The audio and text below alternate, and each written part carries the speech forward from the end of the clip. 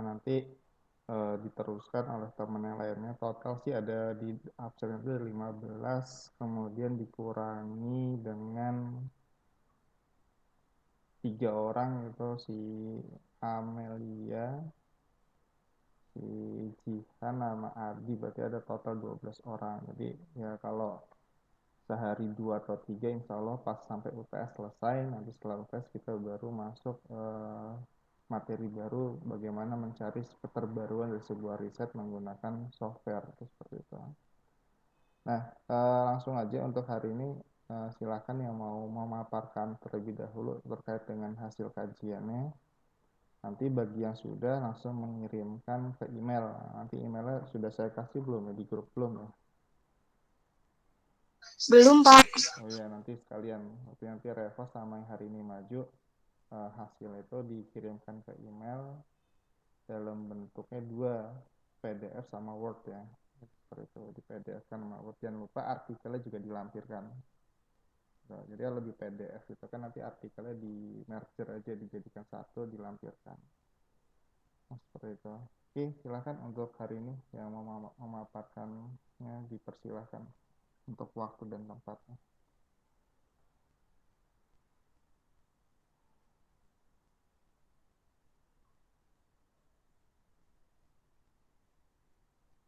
Yang sudah siap, dipersilakan.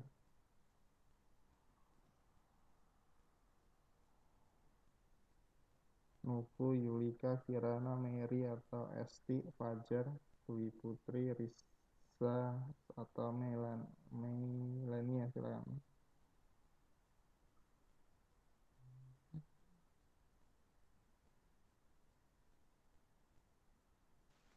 Saya aja deh, Pak. Iya, Tapi saya takut salah. namanya belajar itu nggak ada yang salah gitu kan. Nah, semua kan dalam tahap belajar.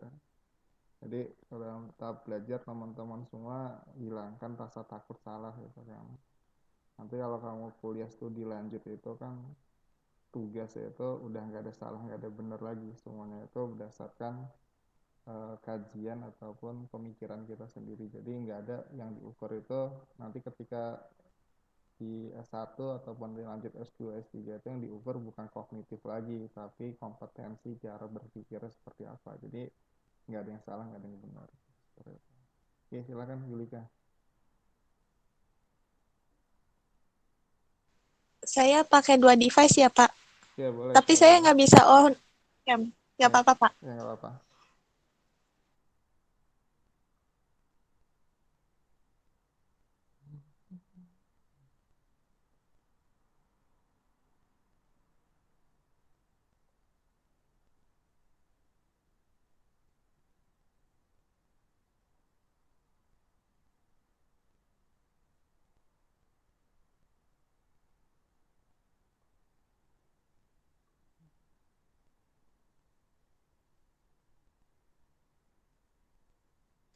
Bismillahirrahmanirrahim. Assalamualaikum warahmatullahi wabarakatuh.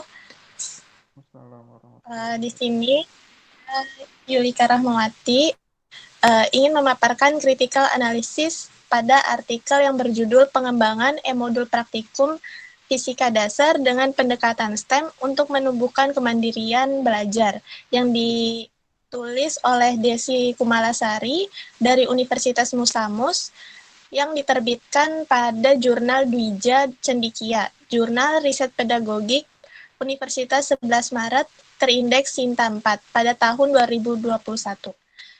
Hal yang melatar belakangi pada penelitian artikel ini yaitu didasari oleh kurangnya minat baca mahasiswa pada modul praktikum fisika dasar. Kemudian ukuran modul praktikum yang dimiliki atau yang dibuat itu cukup memakan ruang sehingga sulit dibawa oleh mahasiswa kemana saja. Kemudian adanya kesulitan yang dialami oleh mahasiswa dalam membaca atau melaksanakan prosedur atau langkah-langkah praktikum yang terdapat atau yang dituliskan pada modul praktikum tersebut. Kemudian dengan adanya kondisi pandemi COVID-19 ini menyebabkan kegiatan praktikum ini dilaksanakan dengan keterbatasan di mana adanya aturan-aturan yang diterapkan oleh pihak kampus yang ditempatkan itu. Nah, dari hal-hal tersebut ini dilakukannya pengembangan pada media pendamping saat melakukan kegiatan praktikum, yaitu dengan mengembangkan modul konvensional menjadi modul elektronik atau e-modul yang dapat digunakan atau diakses pada smartphone oleh mahasiswa, yang diakses di mana saja dan kapan saja. Kemudian pengembangan e-modul ini dilengkapi dengan pendekatan STEM, Sains, Teknologi, Engineering, dan Matematik. Penerapan pendekatan STEM ini diharapkan dapat membentuk karakter mahasiswa dan mempermudah mahasiswa dalam melaksanakan kegiatan praktikum. Kemudian dilengkapi juga oleh video tutorial penggunaan alat-alat praktikum, sehingga siswa tidak hanya membaca dari teks prosedur praktikum, melainkan kita juga bisa melihat dari video yang ditampilkan oleh mahasiswa tersebut yang mempraktikannya.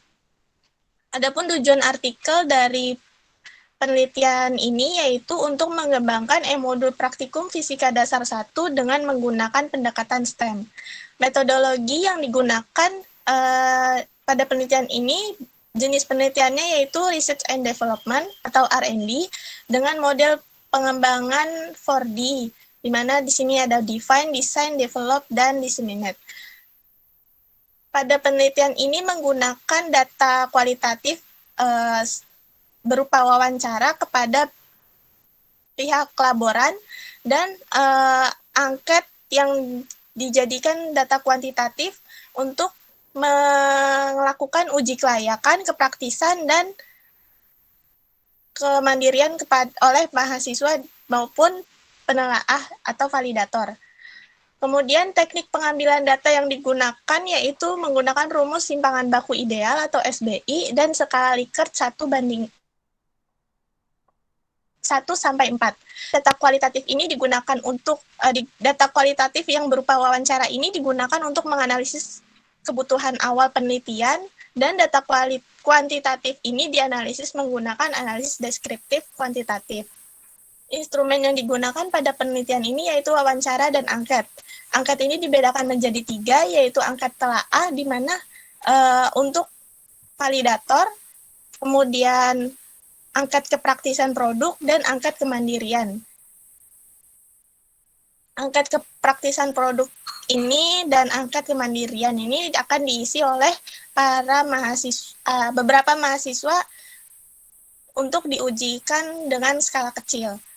Kemudian hasil yang diperoleh dari penelitian ini yaitu pada uji kelayakan produk modul praktikum Fisika Dasar 1 ini pada aspek materi mendapatkan nilai sebesar 23,6, kemudian aspek media sebesar 20,42, dan aspek bahasa sebesar 23,7 yang menyatakan sesuai dengan kriteria dan kategori, dengan kategori sangat baik, sehingga dapat dikatakan layak untuk diuji cobakan kepada peserta didik ataupun mahasiswa, walaupun terdapat revisi di beberapa bagian modulnya. Pada hasil uji kelayakan ini terdapat dengan teknik pengambilan data yang simpangan baku ideal itu, yang atau SBI. Kemudian di sini ada hasil dari uji kepraktisan produk yang diisi oleh beberapa mahasiswa dengan skor sebesar 36 yang dinyatakan dengan kategori sangat baik. Kemudian uji kemandirian oleh mahasiswa dalam melaksanakan praktikum menggunakan e-modul yang telah dibuat itu terdapat hasil menyatakan bahwa mahasiswa ini mandiri dan sangat mandiri ketika melaksanakan praktikum menggunakan e-modul tersebut. Summary di sini atau ringkasan dari penelitian artikel di atas yaitu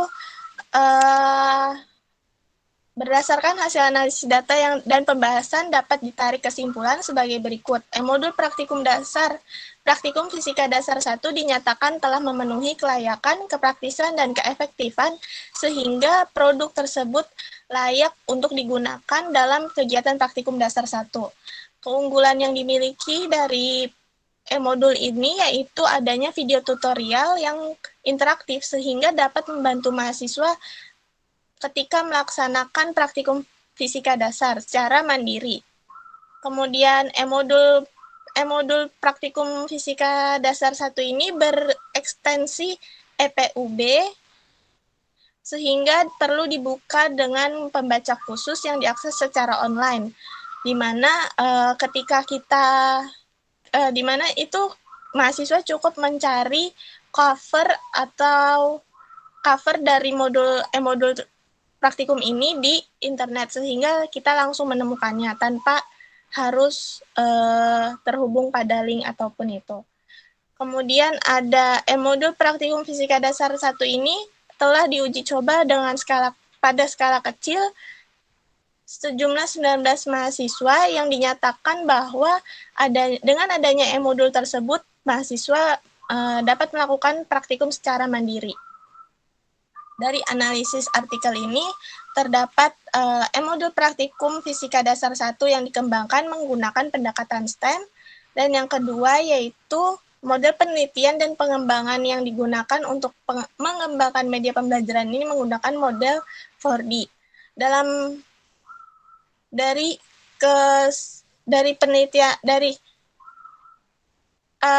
Analisis di atas itu, analisis yang telah disebutkan, terdapat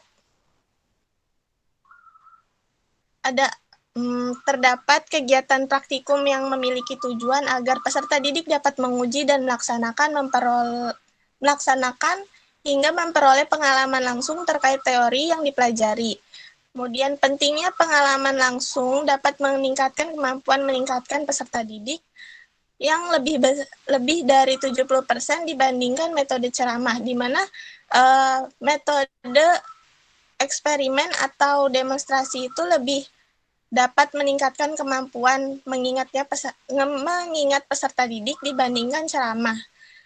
Lalu, kegiatan praktikum membutuhkan modul praktikum sebagai penuntun agar praktikum berjalan sesuai dengan prosedur. Modul praktikum ini menurut Dinata dan kawan-kawan tahun 2021, modul praktikum itu bisa memuat langkah persiapan, pelaksanaan, analisis data, dan laporan dengan sistematika yang telah ditentukan. Terus pengembangan pada media pendamping saat melakukan kegiatan praktikum yaitu mengembangkan modul menjadi modul yang dapat digunakan atau diakses oleh smartphone. Adanya pandemi COVID-19 ini menyebabkan kegiatan praktikum dilakukan dengan keterbatasan maupun aturan-aturan yang berlaku. Penerapan pendekatan STEM pada pengembangan modul praktikum dapat membentuk karakter mahasiswa dan mempermudah mahasiswa dalam melaksanakan kegiatan praktikum. Selain itu, modul praktikum ini dilengkapi oleh video tutorial. Untuk mengembangkan modul praktikum fisika dasar 1 dengan menggunakan pendekatan STEM, teknik pengumpulan data yang digunakan menggunakan wawancara dan angket. Hasil penelitian tersebut mendeskripsikan bahwa modul praktikum fisika dasar 1 layak diuji coba kepada peserta didik atau mahasiswa, di mana uji kepraktisan yang dilakukan kepada peserta didik menyatakan bahwa modul praktikum memenuhi kriteria kepraktisan. Kemudian diuji coba tes mandiri kepada mahasiswa pada skala kecil, itu mendapatkan hasil yang mandiri dan sangat mandiri.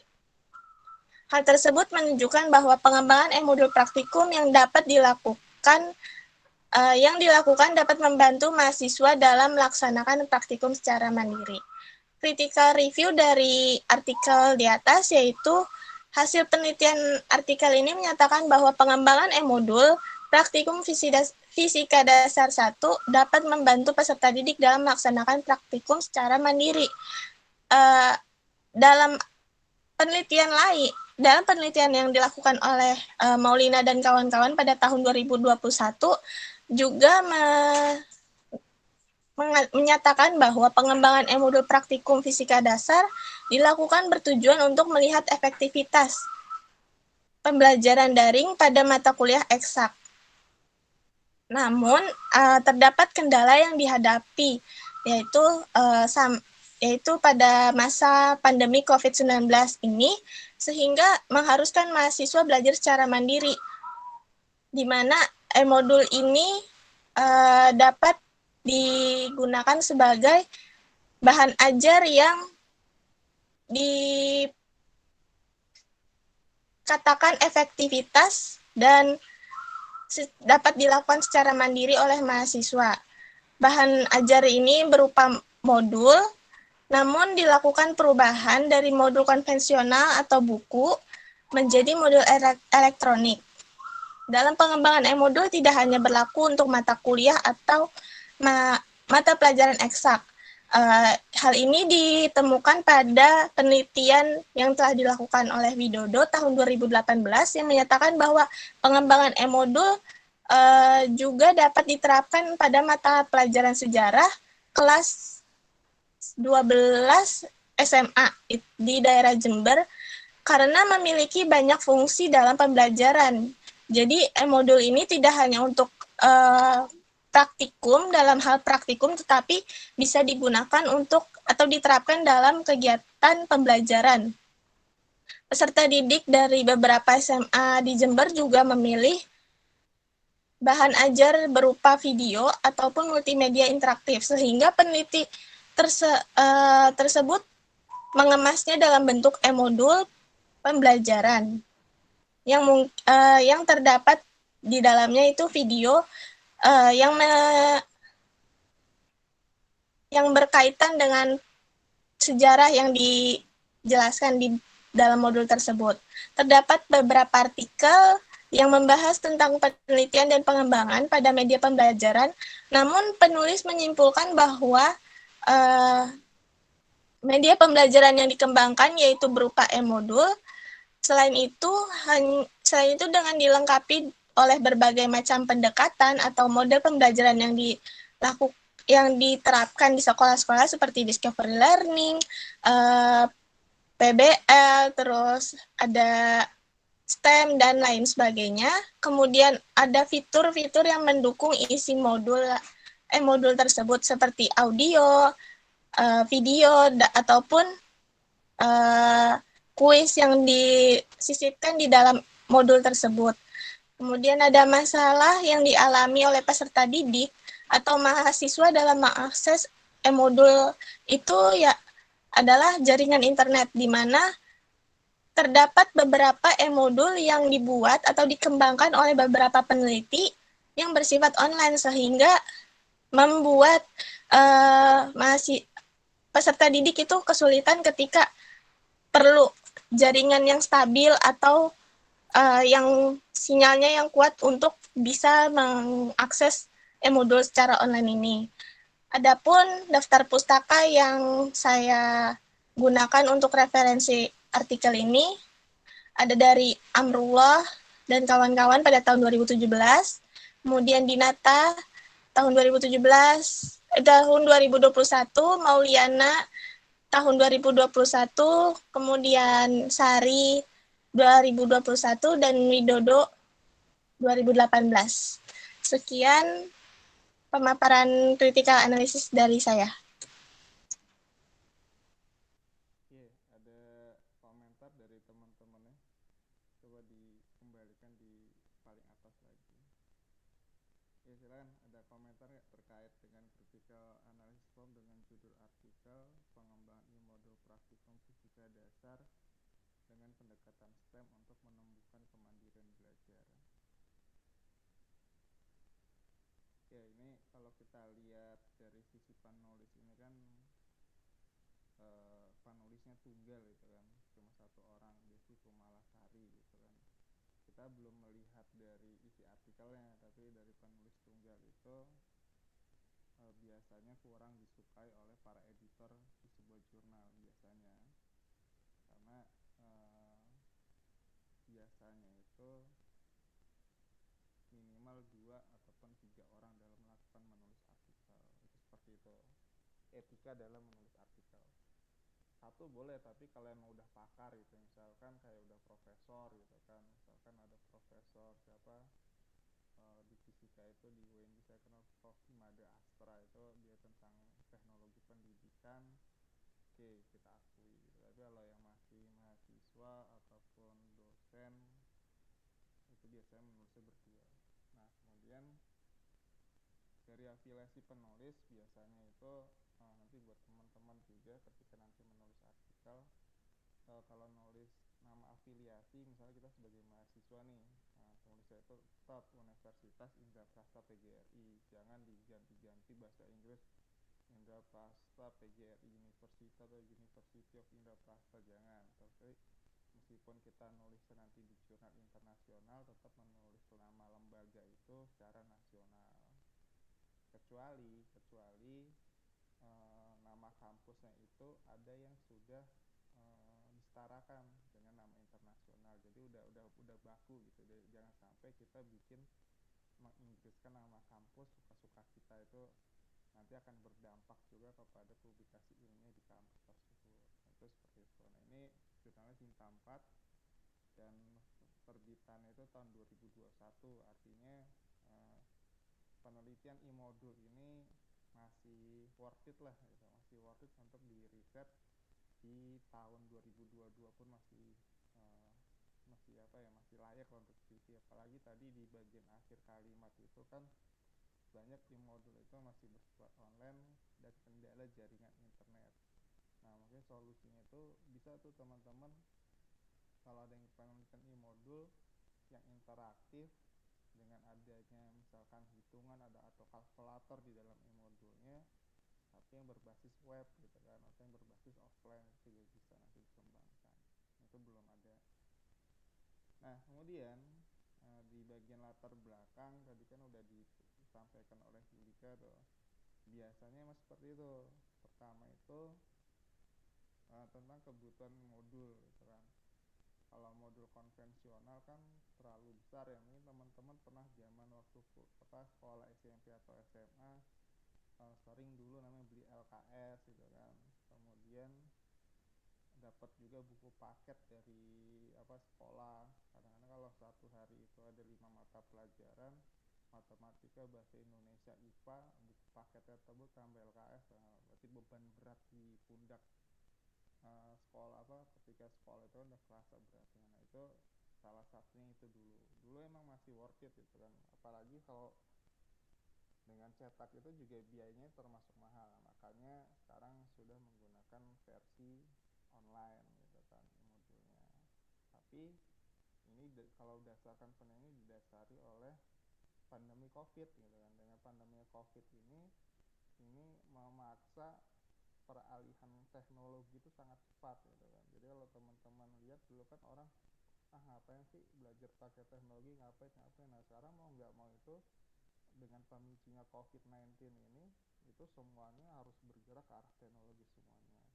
Suka nggak suka, yang awalnya nolak, yang mau nggak mau harus menerima namanya pembelajaran berbasis teknologi, seperti itu. Itu kita tidak melihat kerugian yang ditimbulkan. Nanti intinya proses pembelajaran berjalan, baru nanti akan dipikirkan bagaimana dampak negatif dari penggunaan teknologi, itu baru akan dipikirkan kemudian hari.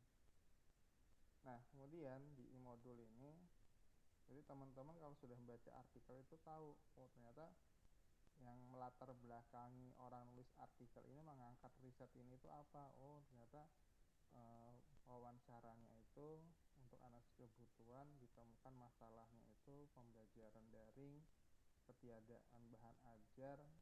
Apalagi kalau belajar BDR itu kan kalau bukunya paket mau dikirim ke sekolah ke rumah-rumah kan butuh biaya besar, makanya perlu dikembangkan e-modul. Ini salah satunya itu. Terus dengan pemikiran bahwa rata-rata anak kalau ini mahasiswa mahasiswa rata-rata mahasiswa udah pakai punya smartphone ya, otomatis masih udah bisa lah menjangkau dengan penggunaan e-modul ini di smartphone masing-masing.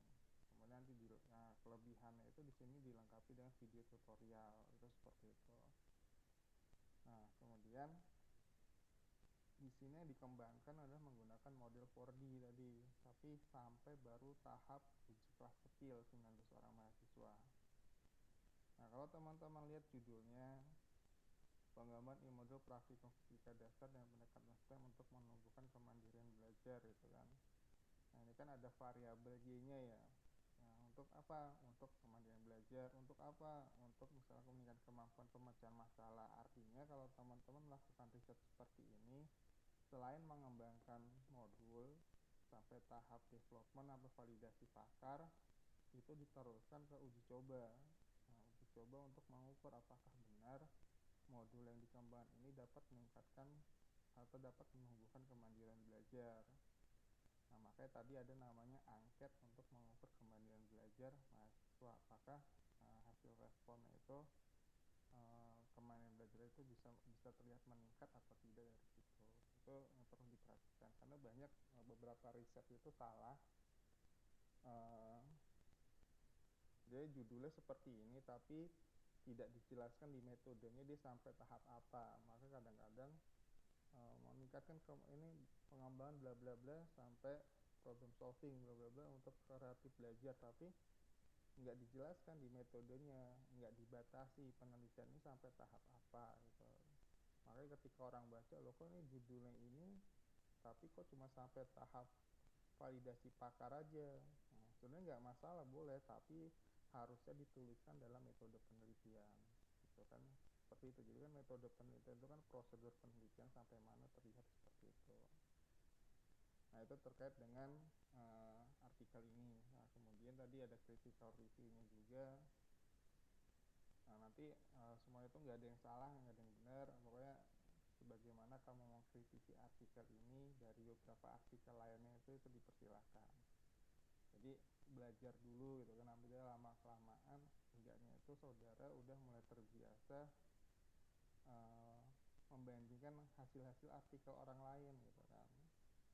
Nah, nanti kalau dengan sering membaca artikel, misalkan 10 artikel dibaca, misalkan gini, kendala pembelajaran daring, kita nggak mau ngambil datanya itu di lapangan, tapi kita mengambil data dari hasil review artikel.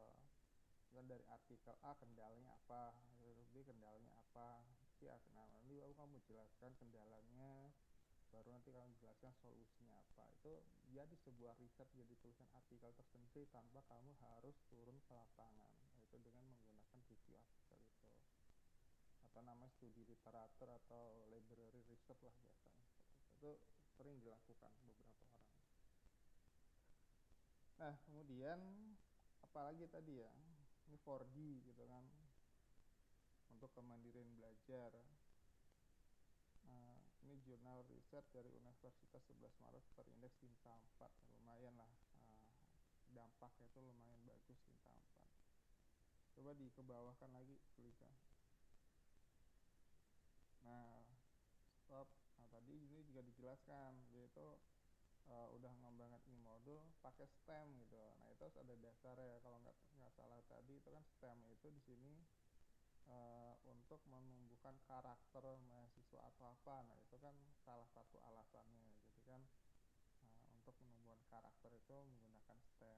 Berarti nanti kan pasti ada riset-riset, oh STEM itu dapat apa sih, STEM itu dapat apa sih, dapat meningkatkan apa sih gitu. Biasanya kan STEM itu kan kalau di beberapa artikel atau hasil riset itu STEM itu pasangannya PJBL, Project Based Learning. Karena kan dalam STEM itu kan biasanya menghasilkan sebuah produk tuh, misalkan tentang pembelajaran apa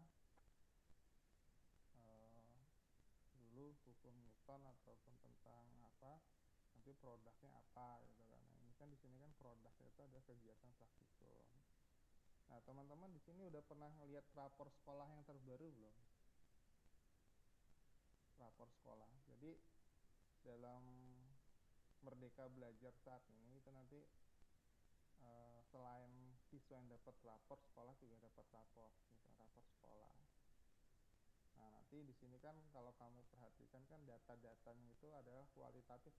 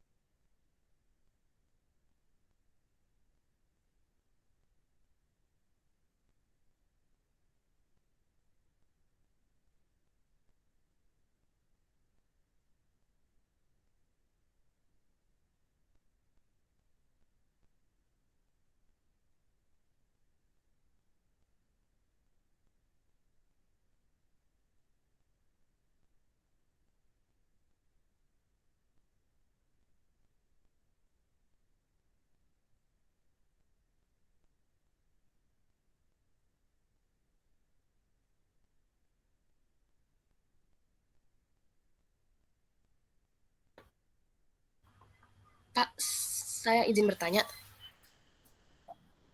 Jadi yang tadi Pak, ya kan katanya ada yang sampai ke siswa, ada yang hanya uji sampai ke pemateri sama produknya Pak. Nah itu kalau misalnya nggak sampai ke implementasi ke siswanya, jadi nggak apa-apa Pak, tapi sesuai dengan metodologi gitu Pak. Tapi judulnya tuh ada kayak misalnya judulnya tuh untuk SMA, tapi nggak ada implementasinya gitu Pak. Bisa.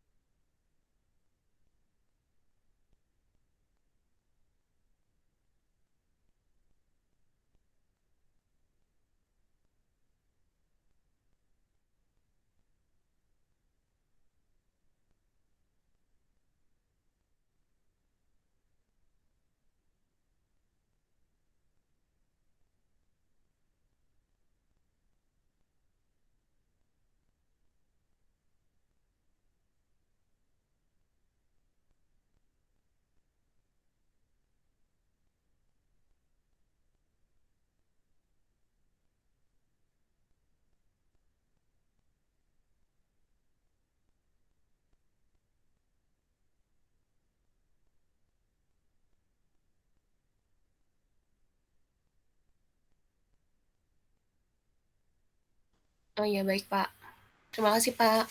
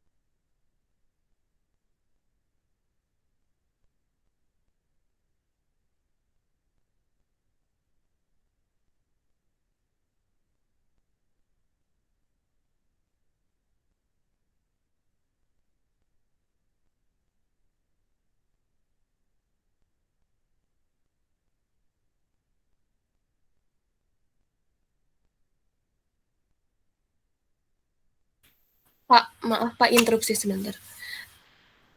Saya kan udah buat Pak, tapi setelah saya lihat punya Reva sama Yulika kan itu emang pendidikan fisika Pak. Tapi saya ngambilnya tuh temanya energi Pak, lebih ke fisika murni. Jadi kayaknya kayak kurang. Oh, nggak apa-apa Pak jadinya.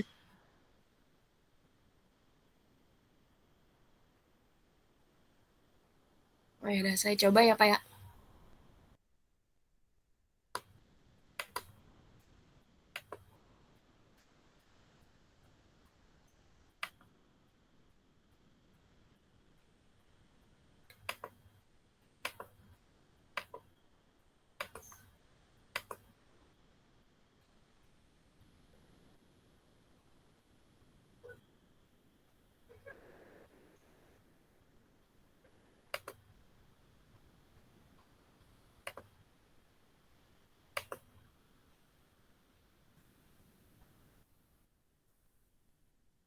Ya, Assalamualaikum warahmatullahi wabarakatuh. Saya akan memulai untuk critical analysis review-nya. Di sini saya mengambil tema energi alternatif. Judul artikelnya itu Potensi Syzygium oolenia sebagai penghasil listrik alternatif dengan metode plant microbial fuel cell. Penulisnya itu Nurholis Alfian, Mela Aurelia, Karina Berliana Mulyanto, Umi Solikah. Afiliasi penulis dari Institut Teknologi Kalimantan. Kemudian diterbitkan dalam jurnal Polban, Politeknik Negeri Bandung, dalam Industrial Research Workshop and National Seminar IRWNS Vol 9 tahun 2018. Nah, jadi ini lebih ke teknik atau fisika murninya, latar belakang dan tujuannya itu dikarenakan kebutuhan energi di Indonesia ini 4,6%-nya setiap tahunnya mengalami peningkatan. Seperti kita ketahui sekarang 2021 kita lagi krisis energi kan. Kemudian salah satunya dengan memanfaatkan mikroorganisme yang hidup pada tanah perakaran. Jadi microbial fuel cell ini memanfaatkan mikroorganisme yang hidup di tanah perakaran. Tanaman Syzygium olenea ini mudah dijumpai di Indonesia sebagai tanaman hias atau dapat ditanam di dalam pot. Dengan demikian nantinya potensi listrik yang diteliti dapat dimanfaatkan lebih lanjut dalam kehidupan sehari-hari sebagai pengganti sumber energi listrik yang lebih ramah lingkungan. Nah, jadi di sini peneliti atau penulis ini hanya mengambil potensinya dari tanaman Syzygium olenea ini, apakah bisa atau dapat menghasilkan energi listrik itu sendiri. Dan yang membedakan tanaman Syzygium olenea ini sendiri itu dibandingkan tanaman lainnya adalah karena dia akar tunggang. Untuk penelitian sebelumnya itu biasanya digunakan tanaman akar serabut untuk penghasil listrik. Metodologi yang digunakan ini eksperimen kuantitatif plant microbial fuel cell dengan langkah studi pustaka, preparasi alat dan bahan, pembuatan model, pengujian model, analisa data, evaluasi, dan kesimpulan. Data yang diambil itu berupa arus dan tegangan listrik tumbuhan yang diperoleh dari batang grafit elektroda karbon dan seng sebagai penangkap elektron yang telah disambung dengan kabel lalu diukur dengan multimeter. Kemudian dianalisis untuk diperoleh data akhir berupa daya listrik yang dihasilkan, yang nantinya potensi ini akan dapat dikembangkan untuk penelitian selanjutnya dalam penghabisannya seperti penggunaannya kayak untuk charger HP atau bio baterai. Kemudian penelitian ini dilakukan selama 7 hari, diukur setiap jam sekali dari pukul 6 hingga 11 di saat tanaman melakukan fotosintesis dengan maksimal. Instrumennya yang digunakan itu tanaman Syzygium dengan tinggi berkisar 25-50 cm. Di sini hanya satu tanaman. Diameter batangnya berkisar 0,2 cm sampai 0,8 cm. Elektroda, tadi elektrodanya digunakan 2, yang karbon sama yang seng. Tanah humus, multimeter, untuk diambil nilai-nilai data dan dianalisis arus, tegangan, dan daya listriknya. Untuk hasilnya sendiri yang diperoleh listrik dari tanaman ini itu diperoleh daya maksimum sebesar 0,202 miliwatt untuk elektroda pertama yang karbon. Ya. Kemudian yang minimumnya 0,0325 miliwatt. Ini dengan memperhatikan berbagai faktor seperti faktor dari tanah humusnya, air, dan waktu tanamnya sendiri. Waktu fotosintesisnya sendiri. Kemudian elektroda kedua yaitu elektroda seng diperoleh daya maksimum sebesar 451,186 miliwatt. Minimumnya 90,440 miliwatt. Dari hasil kuat arus dan tegangan yang diperoleh, suatu tanaman menghasilkan listrik optimum yang lebih besar dibanding penelitian sebelumnya oleh Helder. Kerapatan daya tertinggi sebesar 2,22 watt per meter persegi, sedangkan hasil penelitian ini menghasilkan kerapatan daya tertinggi sebesar 310,2 watt per meter persegi dengan elektroda seng atau karbon seng yang tadi. Nah, untuk di Indonesia sendiri itu penelitiannya hanya baru dilakukan oleh Nurholis dan kawan-kawan saja. Untuk yang sisanya itu ada di Jepang pernah, terus kemudian oleh Helder sendiri. Kalau di Indonesia hanya teori-teorinya saja untuk PMFC. Kalau praktiknya dilakukan oleh Nurholis. Kemudian sumarinya, berdasarkan pada penelitian yang telah dilakukan, dapat disimpulkan bahwa metode PMFC ini sendiri, plant microbial fuel cell, menggunakan Syzygium olenea atau Syzygium olenea ini adalah tanaman spider lily yang bisa ditanam di pot ya. Jenis tanaman berakar tunggang yang mampu menghasilkan listrik dengan waktu jangka panjang dibandingkan tanaman berakar serabut. Pada penelitian ini diperoleh daya maksimum dari 2 variabel elektroda, yaitu elektroda karbon dan seng. Perbedaan terjadi karena katoda seng yang memiliki ketahanan logam yang tinggi dibandingkan katoda karbon. Dengan luasan elektroda anoda sebesar sekian, 1,36 dikali 10⁻³ meter persegi. diperoleh daya maksimum sebesar 451,186 miliwatt dan minimum sebesar 90,440 miliwatt. Nah, analisisnya itu yang pertama, tanaman Syzygium alenia ini mampu menghasilkan daya atau berpotensi menghasilkan listrik untuk nantinya diolah kembali sebagai listrik yang dapat diperbaharui. Kemudian tanaman ini berbeda dari penelitian sebelumnya yang menggunakan tanaman akar serabut. Meskipun Syzygium alenia berakar tunggang, ternyata dapat menghasilkan daya listrik juga dan mampu menghasilkan daya yang lebih tinggi. Kenapa penelitian sebelumnya mengambil akar serabut? Karena akar serabut itu emang lebih baik sih untuk kehidupan mikroorganisme di sekitar akar tanaman. Tapi Nurholis ini mengambil Syzygium alenia berakar tunggang, walaupun dia akar tunggang, tapi Nurholis memperhatikan tanah humusnya, kemudian kelembapannya juga. Nah, selanjutnya faktor yang menjadi penyebab daya tinggi yang dihasilkan yang tadi ini yakni penggunaan elektroda seng. Yang digunakan elektroda seng dan pemilihan tanah humus yang baik untuk tempat hidup bakteri di sekitar perkaraan. Kemudian kelembapan dan air untuk produksi elektron. Selanjutnya pemilihan jenis kabelnya. Nah, di sini Nurholis tidak memberitahu apa jenis kabelnya karena kemungkinan yang digunakan itu menjadi salah satu faktor yang baik tidak hanya untuk pengantar arus listriknya. Kemudian kestabilan daya listrik yang dihasilkan hanya pada saat fotosintesis berlangsung. Nah, ini dapat dijadikan pertimbangan untuk pengaplikasian selanjutnya bahwa membutuhkan tempat penyimpanan energi listrik itu sendiri agar sumber listrik dapat digunakan setiap saat dalam kondisi yang stabil. Nah, jadi kestabilannya itu yang sangat penting. Tidak hanya potensi dari pot tanaman itu sendiri. Kemudian selain itu juga peningkatan tegangan sangat dibutuhkan. Tidak hanya daya yang besar, namun aspek arus listrik dan tegangan perlu menjadi pertimbangan untuk nantinya pembuatan teknologi yang berasal dari bioenergi ini. Ini daftar pustakanya yang saya teliti dari Saudara Alfian Nurholis dan kawan-kawan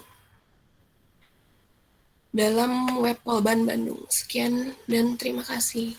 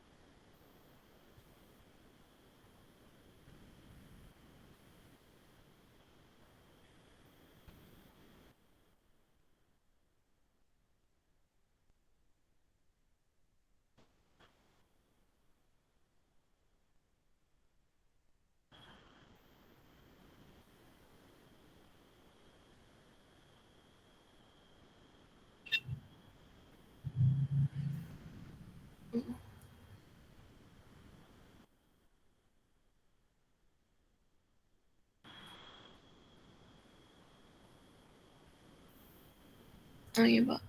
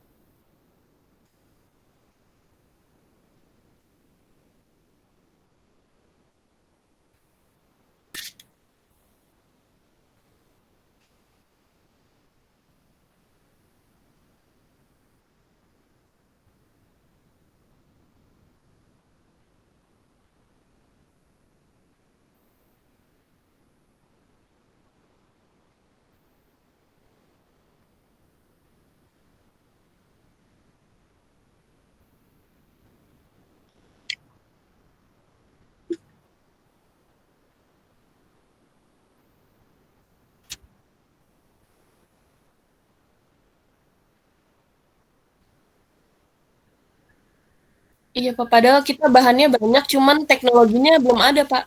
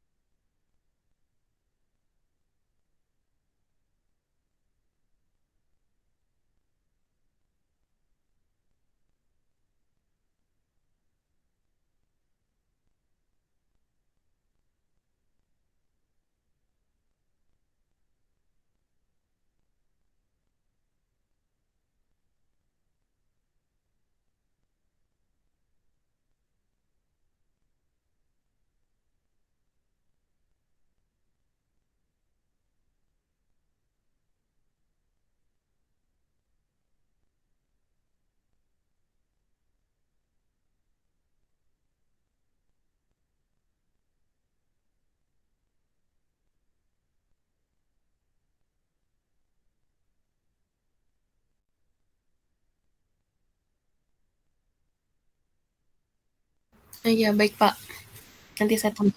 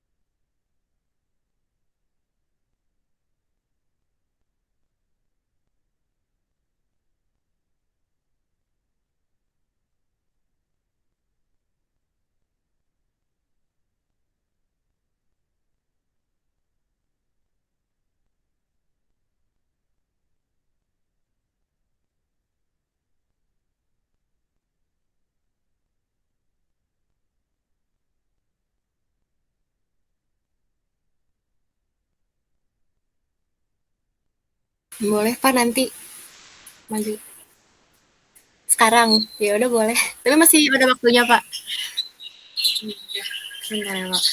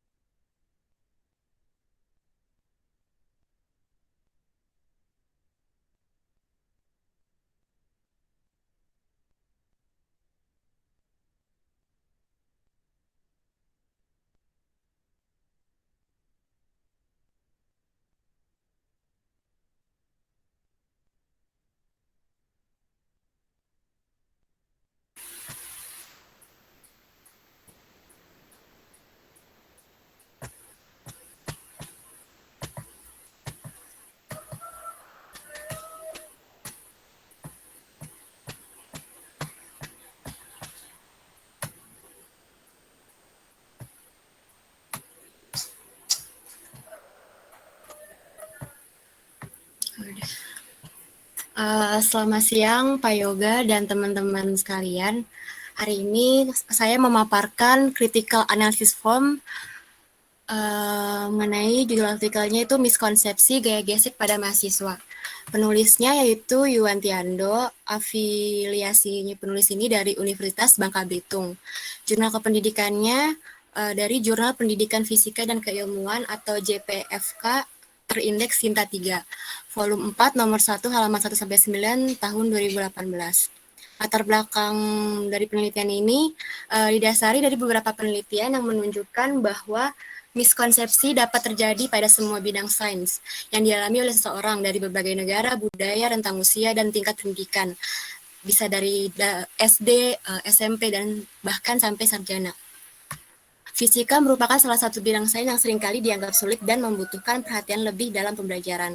Nah, materi gaya gesek ini merupakan salah satu materi fisika yang menarik untuk dikaji tingkat miskonsepsinya, dikarenakan terdapat beberapa perbedaan kesimpulan mengenai definisi gaya gesek, terutama pada gaya gesek statis.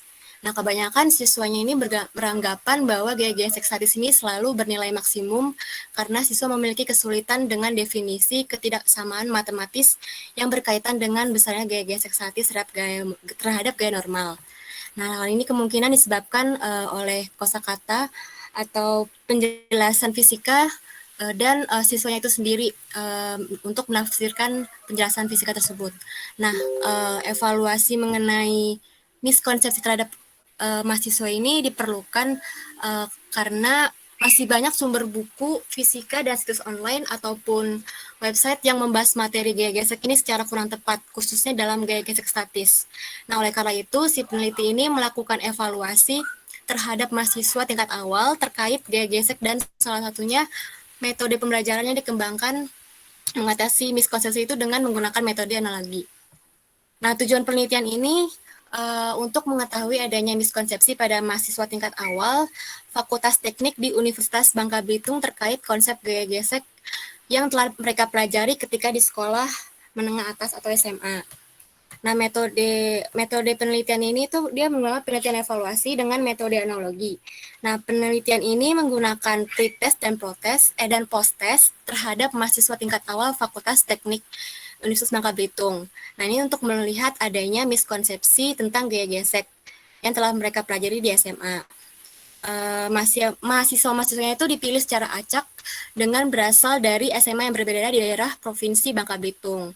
Nah, ini pretestnya itu diajukan sebelum dikasih pembelajaran, dia itu berisi berupa pertanyaan terkait definisi dan perhitungan gaya gesek. Dan diberikan sebelum materinya itu konsep itu di tingkat universitas. Dari hasil jawaban mahasiswa yang diperoleh berdasarkan jumlah jawaban yang tidak tepat, maka peneliti dapat menentukan konsep apakah yang dominan yang mengalami miskonsepsi. Nah, sedangkan post-test diberikan untuk melihat keefektifan pemberian materi terkait gaya gesek sesuai dengan definisi fisik dan matematis yang benar melalui metode analogi dengan hukum Newton yang kedua. Nah, tingkat keberhasilan pelurusan konsep ini ditentukan berdasarkan analisis jawaban yang benar. Nah, instrumen pada penelitian ini yaitu pretest dan post-test terhadap mahasiswa awal yang berjumlah 30 orang dipilih secara acak dan berasal dari SMA yang berbeda-beda daerah Provinsi Bangka Belitung. Nah, hasil penelitian ini berdasarkan pretest yang sudah dilakukan peneliti, itu dilihat dari soal dengan tingkat kesalahan yang tertinggi itu pada soal nomor 2, ketika mahasiswa diminta untuk mendefinisikan gaya gesek statis, mahasiswa memberikan jawaban definisi yang tidak tepat pada rumusan matematisnya. Nah, hanya ada dua orang mahasiswa yang dapat memberikan definisi gaya gesek statis yang tepat, baik secara fisik maupun rumusan matematisnya. Nah, hasilnya itu berbeda pada soal nomor 3, yang ketika mahasiswanya diminta untuk mendefinisikan gaya gesek kinetis. Nah, dia itu secara fisik dan matematisnya itu kebanyakan seluruh mahasiswanya itu memberikan jawaban yang tepat. Nah, hal ini dapat disimpulkan bahwa mahasiswa tersebut itu tidak mengalami miskonsepsi untuk materi gaya gesek kinetis. Secara matematis, rumusan gaya gesek kinetis emang relatifnya lebih sederhana dibandingkan gaya gesek statis. Karena dia tuh menggunakan ungkapan persamaan bukan pertidaksamaan. Nah, penggunaan definisi matematis yang kurang tepat ini pada penentuan definisi gaya gesek statis akan berdampak ketika mahasiswanya itu diberi persoalan tentang penerapan gaya gesek statis. Contohnya pada soal nomor 4A itu, dia kebanyakan mahasiswanya itu menjawab dengan tidak tepat. Nah, setelah mengamati tingginya tingkat miskonsepsi gaya gesek statis, kemudian dilakukan pelurusan konsep melalui pemberian materi gaya gesek dengan menitik beratkan pada gaya gesek statis sesuai dengan rumusan yang benar. Nah, pemberian materinya itu melalui metode analogi dengan hukum Newton kedua. Kenapa milih hukum Newton kedua? Itu karena sebagai sumber penganalogian karena merupakan materi fundamental yang mendasari berbagai kasus mekanika, termasuk gaya gesek. Dan selain itu juga mahasiswa juga sebelumnya telah mempelajari materi tersebut kan, karena dari SMP, SMA juga sudah belajar tentang hukum Newton 2 dan gaya gesek. Nah, metode pengaduan ini dipilih karena cukup efektif dan relatif lebih mudah dibandingkan dengan metode lainnya. Metode penganalogian difokuskan pada penerapan gaya gesek statis yang bernilai maksimum, maka akan diperoleh kondisi benda mengalami percepatan bernilai negatif atau bergerak berlawanan dengan gaya dorong. Nah, untuk menguji keberhasilannya konsep itu, diberikan post-test. Nah, berdasarkan hasil post-test, terjadi adanya peningkatan jawaban yang benar ketika mahasiswa kembali diberikan persoalan terkait gaya gesek statis. yang ditunjukkan oleh soal nomor 3, dia itu mengenai soal gaya gesek statis. Nah, mahasiswanya itu mengalami peningkatan. Jawabannya benar. Nah, namun ada kesalahan yang muncul pada perhitungan mayoritas disebabkan oleh kesalahan analisis diagram gaya dan bukan pada definisi gaya gesek itu sendiri. Jadi berdasarkan hasil tersebut, maka dapat dikatakan bahwa metode analogi cukup efektif untuk menghindari miskonsepsi dalam materi gaya gesek. Nah, summary atau kesimpulan dari artikel ini, mayoritas mahasiswa tingkat awal dalam penelitian ini mengalami miskonsepsi dalam materi gaya gesek statis. Kebanyakan kesalahan yang dilakukan oleh mahasiswa uji adalah mereka menuliskan definisi matematis gaya gesek statis yang bernilai konstan dan tidak bergantung pada gaya-gaya luar yang bekerja pada suatu benda. Sehingga ketika diberikan permasalahan terkait gaya gesek statis, mahasiswa itu tidak dapat menyelesaikannya dengan baik. Nah, kemungkinan juga penyebab kesalahan miskonsepsinya itu dialami karena banyak literatur atau sumber-sumber yang merumuskan gaya gesek statis secara kurang tepat. Karena perumusan matematis dari gaya gesek statis itu relatif lebih rumit. Nah, setelah dilakukan perurusan konsep gaya gesek yang statis yang sesuai dengan definisi yang benar, mahasiswa mengalami perbaikan. Oleh karena itu, melalui penelitian ini diharapkan ke depannya para guru maupun siswa juga lebih memperhatikan sumber materi yang digunakan agar tidak menggunakan sumber referensi yang memberikan informasi yang tidak tepat. Analisis yang saya ambil ini, saya menganalisis tentang miskonsepsi terjadi pada siswa atau mahasiswa terkait konsep gaya gesek, nah terutama dalam menentukan definisi gaya gesek statis. Lalu yang kedua, penelitiannya untuk mengatasi permasalahan miskonsepsi dilakukan dengan metode analogi, cukup efektif dan relatif lebih mudah dibandingkan metode yang lain. Nah, untuk yang analisis yang pertama itu miskonsepsi kan dia merupakan konsepsi yang tidak cocok atau tidak sesuai dengan konsepsi para ilmuwan menurut Jumini tahun 2017. Lalu miskonsepsi juga berbeda dengan kekurangpahaman terhadap suatu konsep karena kekurangpahaman dapat diatasi dengan instruksi dan pembelajaran selanjutnya. Lalu miskonsepsi juga dapat terjadi karena berbagai macam hal, diantaranya yaitu intuisi yang tidak tepat, materi yang memang abstrak atau sulit dimengerti, informasi yang keliru dari teman, guru, sumber-sumber pelajaran, dan bahkan dari diri sendiri. Nah, miskonsepsi banyak terjadi dalam bidang fisika, karena fisika merupakan salah satu bidang sains yang seringkali dianggap abstrak dan sulit untuk dipahami. Nah, setiap pelajari konsep fisika yang baru, ada kalanya itu menuntut pemahaman atas konsep sebelumnya. Jadi, oleh karena itu, bila terjadi kesalahpahaman konsep pada salah satu materi pokok sebelumnya, maka akan berdampak pada jenjang pendidikan berikutnya. Terus juga gaya gesek, kebanyakan siswa beranggapan bahwa gaya gesek itu bernilai maksimum karena siswa mengalami kesulitan dengan definisi ketidaksamaan matematis yang berkaitan dengan besarnya gaya gesek statis terhadap gaya normal. Nah, banyak yang literatur menyajikan rumusan matematis gaya gesek statis itu secara umum sebagai nilai maksimum dengan persamaannya ini, Fs sama dengan μs kali gaya normal. Nah, penggunaan rumusan ini dikhawatirkan dapat membuat siswa menafsirkan gaya gesek statis akan bernilai konstan, tidak bergantung pada gaya yang dikerjakan suatu benda. Nah, namun untuk gaya gesek statis bekerja itu untuk pada benda diam dengan berdasarkan hukum 1 Newton. Maka nilai gaya gesek statis haruslah bergantung pada gaya luar dan tidak bernilai konstan. Nah, penggunaan definisi matematis yang kurang tepat pada penentuan definisi gaya gesek statis akan berdampak ketika diberikan persoalan tentang penerapan gaya gesek statis. Nah, oleh karena itu, miskonsepsi seringkali terjadi pada materi gaya gesek statis. Beberapa metode pembelajaran yang dikembangkan untuk mengatasi permasalahan miskonsepsi diantaranya metode analogi. Nah, ini peneliti ini memilih menggunakan metode analogi karena kan dia dibilang cukup efektif dan relatif mudah. Metode analogi itu merupakan suatu cara untuk memperoleh pengetahuan baru dengan pengetahuan yang telah dipelajari sebelumnya. Jadi penggunaan analogi dalam proses pembelajaran akan membantu siswa untuk mengembangkan pemahaman terkait dengan fenomena abstrak atau fenomena yang memiliki rumusan matematis yang sulit. Karena metode ini menggunakan contoh yang lebih nyata. Nah, ini si peneliti ini memberikan materi terkait gaya gesek sesuai dengan definisi fisik dan matematis yang benar melalui metode analogi dengan hukum Newton yang kedua. Nah, metode analogi tersebut dilakukan dengan cara mengembalikan hasil perhitungan gaya gesek statis agar diperoleh kondisi diam. Nah, ini ada pun critical review-nya. Hasil penelitian ini menyatakan bahwa mayoritas mahasiswa tingkat awal Universitas Bangka Belitung mengalami miskonsepsi pada materi gaya gesek. Hal ini senada dengan penelitian Arsyad tahun 2016 menunjukkan bahwa adanya beberapa miskonsepsi pada materi gaya gesek, diantaranya berkaitan dengan gaya-gaya yang bekerja pada benda diam dan bergerak dan benda yang bergerak.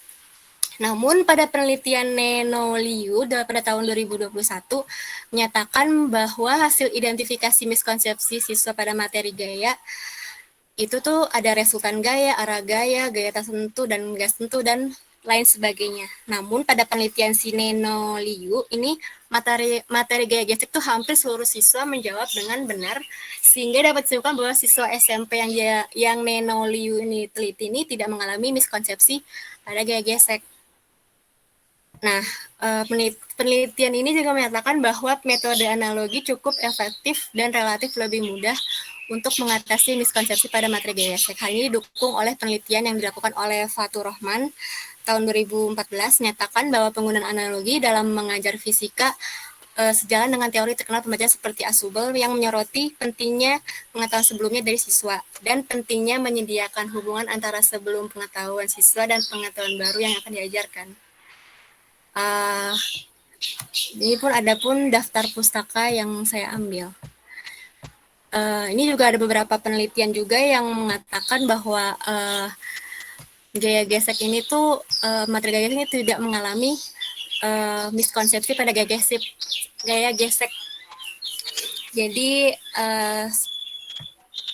menurut saya tuh kalau untuk miskonsepsi gaya gesek ini tergantung pada sekolahnya dan orang-orang itu tersebut. Begitu, Pak. Sekian dari presentasi saya, kurang lebihnya mohon maaf.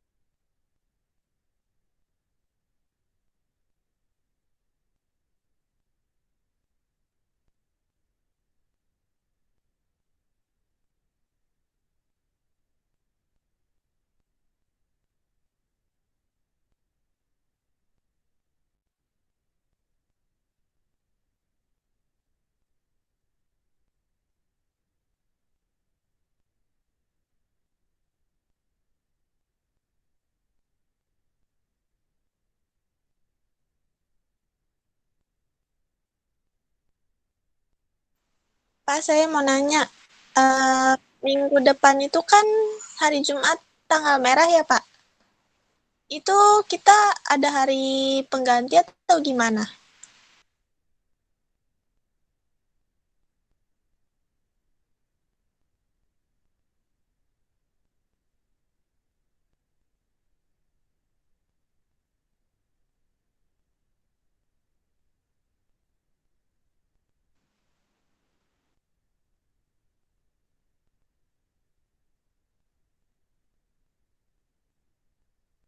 Kita Senin sampai Rabu kosong, Pak.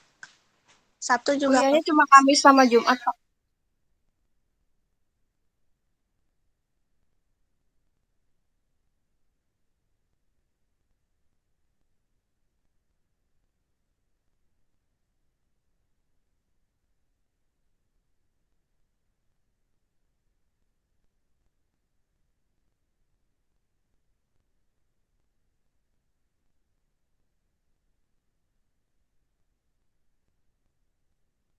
Kamis jam 9 kita ada kelas ya.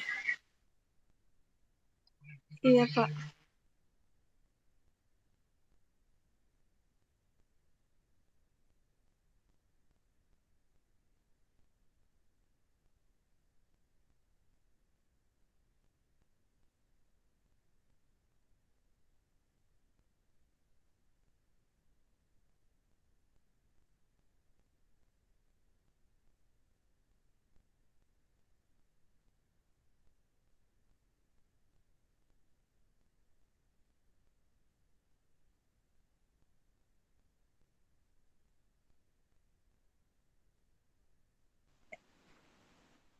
Iya, Pak.